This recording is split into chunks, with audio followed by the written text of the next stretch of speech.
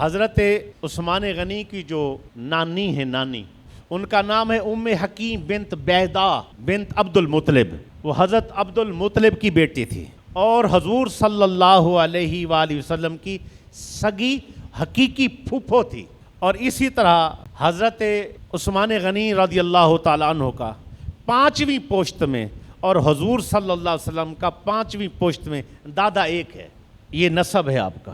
اور حضرت عثمان غنی رضی اللہ تعالیٰ عنہ آپ کے نکاح میں سرکار دو عالم علیہ السلام کی 2 بیٹیاں آئیں. پہلے نکاح ہوا حضرت رقیہ کے ساتھ.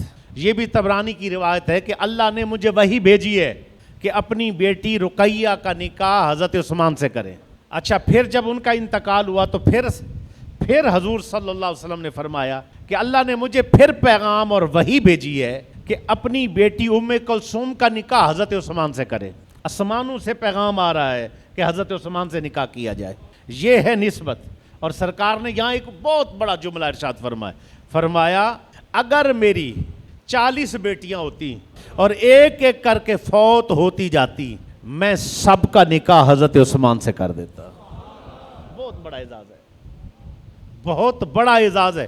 حضرت عثمان غنی رضی اللہ تعالیٰ عنہ وہ شخصیت ہے، وہ ہستی ہے جنہوں نے اسلام کے رستے پر دونوں ہاتھ کھول کر لگائے. جیش الاسرہ بڑی تکلیف تھی، جہاں خوراک پوری نہیں ہے، کھانے کو پوری کیا ہے ہی نہیں، وہاں ان کے لیے زاد راہ دینا ہے، سواریاں دینی ہے اور لڑنے کا ساز و سامان دینا ہے. تو حضور صلی اللہ علیہ وسلم نے اعلان فرمایا، تھا کسی کے پاس کچھ نہیں، کون کیا دیتا؟ تو حضرت عثمان غنی رضی اللہ تعالیٰ عنہ وہ اٹھے اور انہوں نے کہا حضور کہ میات بعیرن، حضور میں 100 اونٹ ساز و سامان سے لدا ہوا آپ کی بارگاہ میں پیش کر رہا ہوں. سرکار مسکرائے اور آپ نے پھر دوسری طرف دیکھ کر ارشاد فرمایا لائیں بھئی، ابھی بھی ضرورت ہے.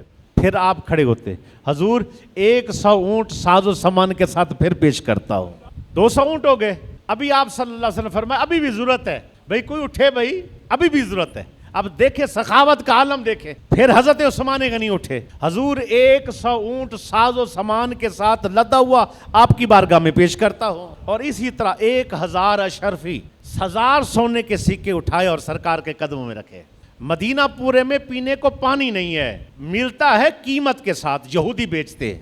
اب حضور چاہتے ہیں کہ وہ کنواں کسی طرح خریدا جائے. حضرت عثمان کو پتہ چلا، حضور چاہتے ہیں، آپ پہنچ گئے. یہودی کو کہا بیچتے ہو؟ اب یہ بارگیننگ نہیں کہ اتنے میں لو اتنے میں دو، کہا منہ سے قیمت تو نکال، عثمان لینے کو تیار ہے. اس نے منہ مانگی قیمت لی. ساتھ ایک جملہ کیا کہا جی یہ آپ کی میری شیئرنگ ہوگی، آدھا آپ کے پاس آدھا میرے پاس. کہ وہ کیسے؟ کہا جی 1 دن پانی آپ بھریں گے، 1 دن پانی میں بیچوں گا. آپ نے فرمایا راضی ہیں. منہ مانگی قیمت دے دی، وہ کنواں خرید لیا. 1 دن مسلمان بھرتے اور مسلمانوں سے کوئی پیسہ نہیں. ساتھ ہی اعلان فرما دیا یہودی بھی بھریں، کافر بھی بھریں، منافق بھی بھریں، جس کا جی چاہے بھریں، مفت لے جائیں. اگلے دن جب باری آئی نا اس یہودی کی، پیسوں سے بیچنے کے لیے بیٹھا ہے، کوئی ایک بھی نہیں آیا. وہ مفت والا جو مل رہا تھا کچھ دنوں کے بعد حاضر ہوا، جی وہ بھی آدھے والا حصہ بھی خرید لیں. اب وہ جو 1 دن میرے پاس ہوتا ہے وہ بھی آپ خرید لیں. وہ بھی آپ نے خرید لیا. 24,000 غلام حضرت عثمان غنی نے آزاد کیے. 24,000 غلام آزاد کیے. جمعے کو آپ اور میں آئے ہیں، ہم نے کپڑے پہن لیے، تیار ہو گئے، غسل کر لیا. یہ ذہن میں رکھیے گا جب بھی جمعہ پڑھنے کے لیے حضرت عثمان غنی آتے پہلے غلام آزاد کرتے. پھر ایک اور بات، جب بھی حضور کی زیارت کو آئے، جب بھی سرکار کی زیارت کو آئے، آتے ہوئے پہلے ایک غلام آزاد کیا پھر زیارت کو آئے. واہ. اور اسی لیے تو اقبال نے کہا تھا حیدری فقر ہے، حیدری فقر ہے نہ دولت عثمانی ہے، تمہیں اسلاف سے کیا نسبت روحانی ہے.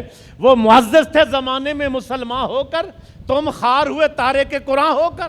وہاں وہ سوکھی روٹی کھاتے، اللہ کا شکر ادا کرتے. اگر دولت تھی تو کس طرح اللہ کے راستے پر قربان ہو رہی تھی، لگ رہی تھی. پھر دین نے بھی ترقی پائی نا.